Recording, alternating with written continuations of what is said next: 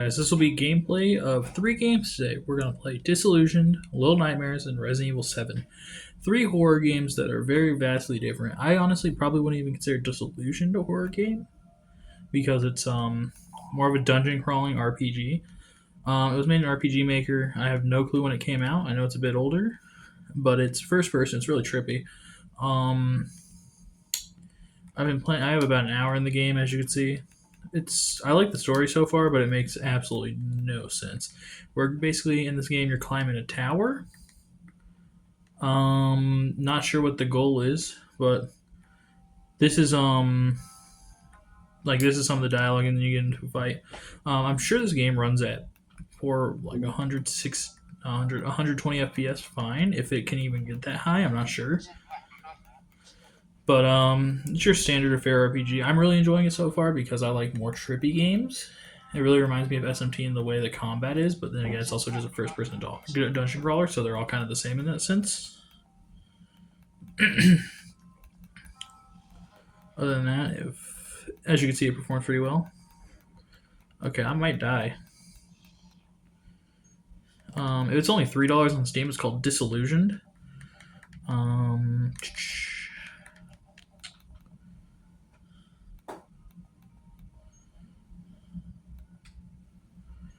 But other than that, there's also, as you can see, no wattage on it because for some reason this game doesn't show the wattage. Here's the game on Steam, Disillusioned. Let me pull up the HW info.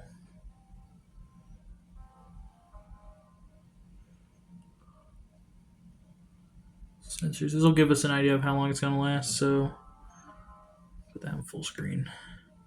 So it will be probably in battery. Here it is. So it's taking, currently, it's taking about 10 watts, which means this will last about 4-ish hours. At its maximum, it takes 15 watts, which will last us a little under 2. A little over 2. Sorry, I'm not good at math. So this is Little Nightmares playing at 1080p medium settings on the 7640U. Honestly, the frame rate's a bit lower than I was expecting. I was expecting at least 60 frames with 1080p medium, but let's see if we can bump that up to at least 60. We're gonna switch over to 900p. Huh, that's weird. We're getting 87-ish frames at 900p, which is pretty good. The VRR screen makes this feel very smooth. I don't feel any tearing. Sadly, though, it only gives, it takes up 22 watts. And this game is pretty dark. So let me see if I can figure out what to do. I've never played this game before, so that's medium settings at 1900 or 900p will give you 90 frames. Let's see what high settings gives you.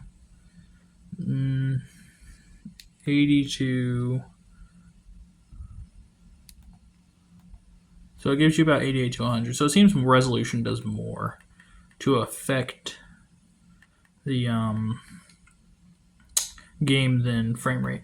So let's try 768p. See if we can hit 120. Nope. What if we do medium settings? There we go.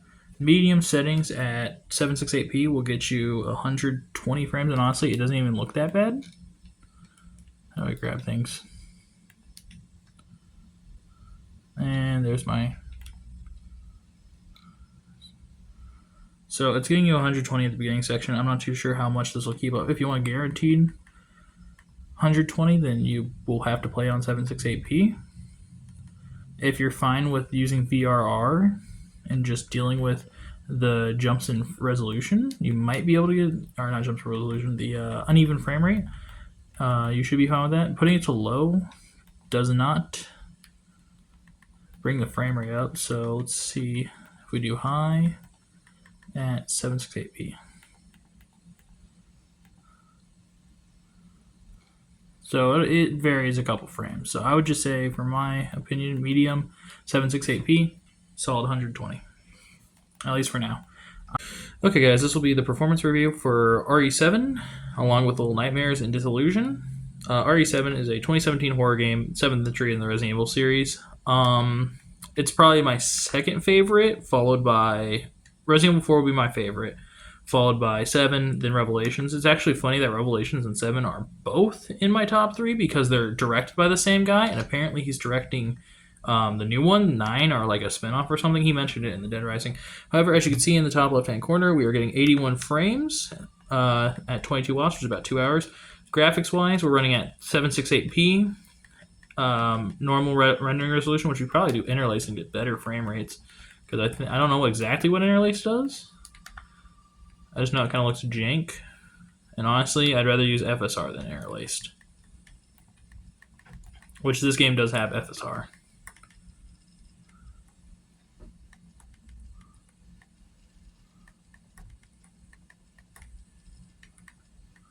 Probably. But no, actually, you probably turn this game back to 1080p.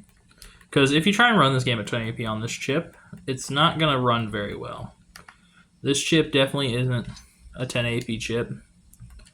It looks really sharp. I mean, you probably could if you turn the settings down. I don't know why I keep messing with the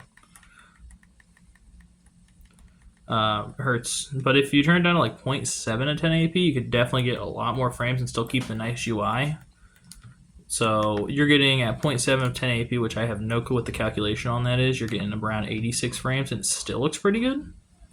Sorry if it's kind of jank. It's really dark in this game. And it's still taking 23 watts, so it's going to be a game you play for like 2 hours on this chip.